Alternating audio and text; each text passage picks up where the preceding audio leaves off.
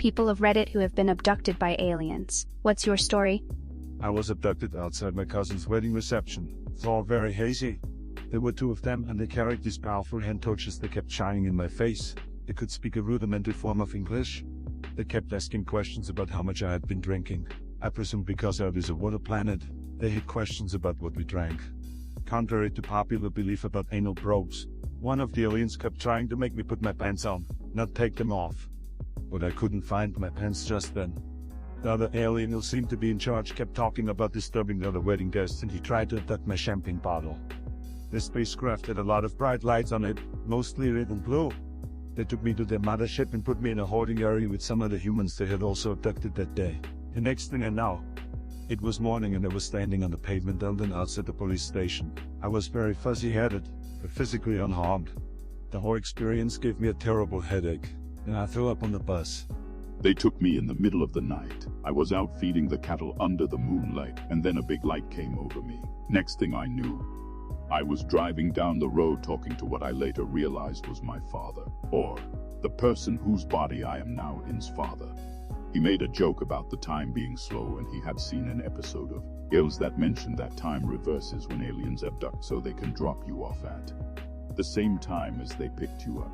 Except I think they mixed something up because I am not in the same body I left in. I still remember my whole life before, but I am 10 years younger in this body, so I don't really mind. But a few years after the incident, I went to see if the farm I once lived on was still there, but it took me a while to get there without suspicion. It's gone, like it never stood. Maybe it was all just a dream. They just wanted someone to explain the rules of American football, but I've never watched it. They got pissed at me for wasting their time. After the standard issue but stuff, they beamed me back, but it took like 3 hours to walk home. Where you regulate? Why did you feel guilty about? I used to make coffee about half the time and buy it from a coffee stand about half. This year has been extremely difficult, and I buy coffee nearly every day on my way to work. It's like $5 a day. I need to stop. I spent a crap ton of money on Grubhub. It's like once I realized the quality and variety of food I could get with just a few clicks, and that I could get it in like 30 minutes. All sense of reason went out the window. Sushi, BBQ, really amazing salads, desserts, any kind of food you want. And you don't have to cook it or leave home to get it. I'm hooked and it's shameful. Meat processed food. I hate the way animals are treated, but I can't manage to go vegetarian. My sensory issues are so bad I struggle with veggies and pretty much anything not consistent like processed foods. But big agro, the meat poultry industries are vile and do so much damage and are so cruel. I hate participating. I buy kosher meat when possible, but it's so expensive. Wingmans, they wrongfully terminated a close friend of mine simply for having a manageable mental illness. My friend has said he doesn't really want to patronize there because of this, and while I 10,000 agree what Wegmans did to him was wrong, they're also the only supermarket around that's open late. I don't like to go food shopping during the day. There are too many people and way too much stimulation, but all other places in the area close absurdly early. I have a safe inside my house. Friends and family often ask what's inside the safe. I say important documents and such, which isn't untrue. But they read beyond and ask, but what else toys is what else? Lots of sex toys. So apparently that's what I feel guilty about. If I ever suddenly die, someone is going to have one hell of a surprise when they figure out how to open it. Fast food. I know it's terrible for me and expensive, and I feel bad for eating it. But at the same time, my entire house is a wreck, and I can't even get myself to begin to think about cleaning the kitchen so I can cook. It all piles up too fast. Wish I was healthier. I buy tissues because I probably need it, or purifier, and sneeze a lot when I'm at home, so I keep tissues everywhere. As a guy, I'm just self-conscious when I buy them, and when people come over, and they're in every room, added, I guess it's more embarrassment, but it immediately came to mind. What if humans could communicate with animals and understand their thoughts and emotions? Veterinary care for animals would be much better tailored to an animal's ailments, and our connections with them would deepen. I think people would be less likely to abuse them, granted they don't abuse humans or have asked the like. We all do that. Think about it, dogs, cats, most animals already relate to us. You can speak to a dog in any language on the planet, and he won't understand you. I think more of what you're thinking about is human intelligence in animals. Projections all that I will ours to do exactly that in the not even all that distant future. I read an article in I think The Atlantic recently. The author said it is going to be a major change in the world. More Reddit, and probably an all-out war between all humans about the ethics of eating animals that are able to communicate. After which we'll have a major food shortage, and many of us will starve to death. We'd also be able to teach animals our ways. Bestiality will increase because people will eventually develop romantic feelings for animals. And maybe another war will break between the herbivores and carnivores, since it would also be able to communicate with each other eventually. We sometimes assume that most animals have human emotions, however. Most species in the animal kingdom lack the higher cognitive functions required to feel anything near to what we experience. Outside of a select few animals, for example primates, dolphins, dogs, pigs, octopuses, etc. What we'd understand of their thoughts and emotions would probably be very basal instincts, hunger, fear, etc. Would be cool as hell to understand exactly what's going through my dog's head when he's licking his own torso. Animals communicate with their body language much more than people understand. I've had cats. If you watch their tail, their ears, and their body posture over time, you can almost always understand them. The same with dogs. Human, please don't eat me. Alligator, look, it's nothing personal. You are meat and I am a hungry, flesh-eating reptile. Human, please know I have a family. Alligator, don't make this awkward, please. We've learned and teach so much. Imagine the perspective of species with broader, different sensor systems. Language would evolve in unexpected ways as we find some common ground with certain animals, since this unlikely language would be a one-way street. There would be scientists dedicated to create surveys or experiments that require animal verbal input. Imagine what animals could do with formal education in different topics. Possibilities are endless. What video game soundtrack did you really love? Doom 2016.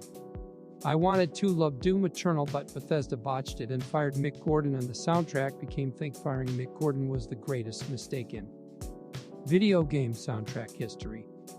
Zelda, Pikmin, Final Fantasy VII-9, Undertale, Uncharted, and especially Night in the Woods. I do this weird thing where I actually listen to game shows before even playing the game it's from, and end up having a pretty intimate experience with the game as a result. Really enjoying the Amore soundtrack these days. So I'm still falling into the same patterns. All Pokemon games have fantastic soundtracks, but I'm going to give it to Pokemon Mystery Dungeon, Explorers of Time, Darkness, Sky. Many great tracks from those games. It's hard to even narrow down which ones are my favorites. You ever release remakes of those games and take the music alongside it? I Could Die Happy Man. I honestly can't believe no one's mentioned it, but Frostpunk has one of the best soundtracks in all of gaming. That said, its Pokemon game soundtracks have a special place in my heart, namely Gen 4 and Explorers of Time, Space, Sky Mystery Dungeon games. Just beautiful soundtracks. Minimum mission in Mass Effect, sure, if it's only the music or just the entire atmosphere of the mission, but I always get Kindness Peace soundtrack of Skyrim. Deep Sorrow, that one? Ape Escape and Ape Escape 3, both composed by Soichi Trove, who was a legitimate electronic music artist before being hired for these soundtracks. And it fucking shows. I still bop to some of the more spacey tracks. Not my favorite soundtracks, but just some oddball ones I really like. I'm an adult now, but there used to be a mobile game called Dragon Blue which had a pretty good soundtrack. Really high quality mobile game that sadly took off the App Store. Another kinda odd one would be the original Roblox soundtrack from way back when it was not a kid's game, and the honorable mention to Minecraft. Surprised I don't see Minecraft. Easily one of the best soundtracks. The odd ones obviously not the shitty new. Ark Survival Evolved has an incredible soundtrack, especially the Aberration one, and they all fit their expansion packs very well. You became president, what are your first actions? Hard term limits, consecutive term limits, age restriction, and make it so all members of political houses can't be involved with stock, good lord. Yes, I know the president can't do this without it being stricken down at every level. Overhaul the healthcare system. People winding up in heavy debt over this should not happen. You can become the victim of a crime or accident. Why have to go through a bad financial aftermath? You can sue in some of these cases. Winning is another story and can take a long time. Many judgments never get satisfied also. I don't even know where to start. I mean, firstly, under the war on drugs. Next, we need to find a way to remove profit as a motive from our healthcare system. And our pharmaceutical industries. Completely rework our education system from pre-K to college. I cannot cost a fortune to become a well-educated, trained American. We need to get to work on antitrust. America cannot call themselves capitalist and only have 3 grocery store chains in the country and 4 meat packers. This is oligarchy, monopoly.